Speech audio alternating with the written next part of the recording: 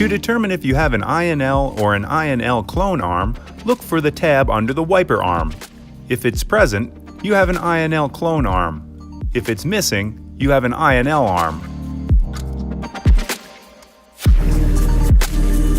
Here's how to install a Rain-X WeatherArmor Wiper Blade on an INL arm.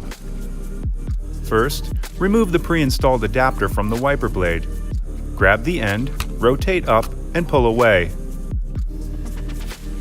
Locate the packaged adapter labeled A. Align the A adapter so that the arrow on top is pointing in the same direction as the arrow on the base. Insert the front of the A adapter into the slot in the base. The adapter should catch. Press firmly until it locks into place with a click. After you've removed the old wiper blade, make sure the wiper arm is in the up position. Insert the tab on the wiper arm into the slot located on top of the adapter. Rotate the blade down onto the wiper arm. Press into place until it locks with a click. Tug on the blade to make sure it's properly fastened, remove the yellow plastic squeegee cover, and lower the arm gently onto the windshield. Installation is complete. You're now ready to outsmart the elements with Rain-X WeatherArmor.